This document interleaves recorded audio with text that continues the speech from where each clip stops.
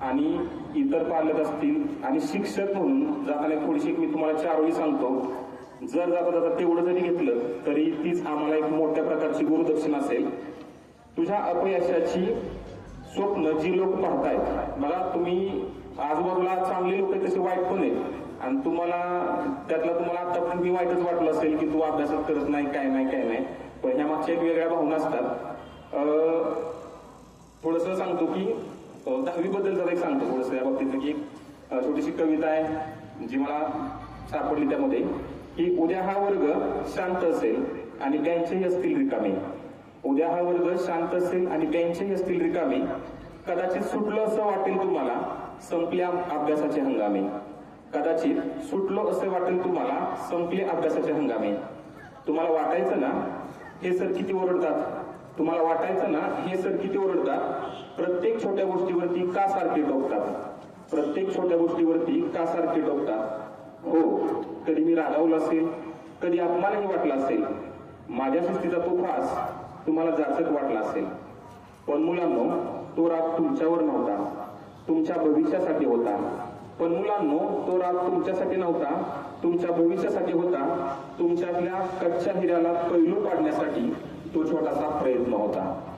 बाहेरचं जग खूप मोठं आहे, बाहेरचं जग खूप मोठं आहे, तिथे कुणी चुका दुरुस्त करणार नाही. बाहेरचं जग खूप मोठं आहे, तिथे कुणी चुका दुरुस्त करणार नाही. तिथे रडताना पाहून कुणी डोळे पुसण्यासाठी येणार नाही, तिथे रडताना पाहून कुणी डोळे पुसण्यासाठी येणार नाही. म्हणूनच इथे तुम्हाला सावरलं, म्हणूनच इथे तुम्हाला सावरलं, कधी रागावून तर कधी प्रेमानं, कधी रागावून तर कधी प्रेमानं. जेणेकरून उद्या तुम्ही जगाशी लढाल मोठ्या अभिमानानं, जेणेकरून उद्या तुम्ही लढाल जगात मोठ्या अभिमानानं. आज या भिंतींना एकदा हात लावून बघा, आज वर्गातल्या या भिंतींना एकदा हात लावून बघा. तुमच्या प्रत्येक खोडींचा हिशोब त्यांच्याकडेच आहे. बरोबर, बेंच आणि भिंत तुम्ही ज्या काही खोड्या केल्या त्यांचे पुरावे शोधण्याची गरज नाही, तिथं ते सापडतातच. आज या भिंतींना एकदा हात लावून बघा, तुमच्या प्रत्येक खोडींचा हिशोब त्यांच्याकडेच आहे. ज्या बेंचवर बसून तुम्ही मला नावं ठेवलीत त्याच बेंचवर तुम्ही तुमची स्वप्नही पाहिलीत.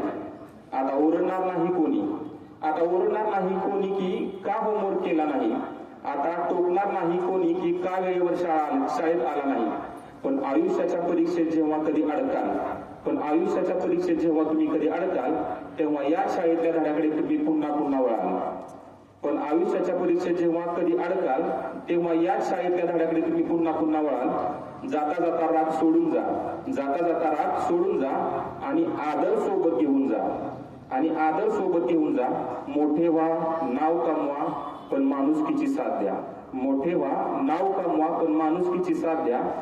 हा शिक्षक पुन्हा नवीन मुलांना शिकवेल, हा शिक्षक पुन्हा नवीन मुलांना शिकवेल, पण तुमच्या बॅचची आठवण काळजाच्या कोपऱ्यात नेहमीच टिकवेल, पण तुमच्या बॅचची आठवण काळजाच्या कोपऱ्यात नेहमीच टिकवेल.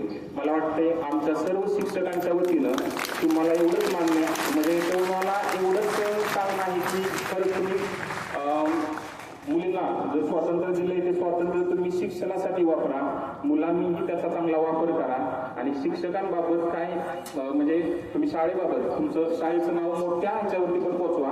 आमची खरं तर एक इच्छा आहे, मी मागं पण बोलून दाखवलं होतं की असे कार्यक्रम असल्यानंतर तुम्ही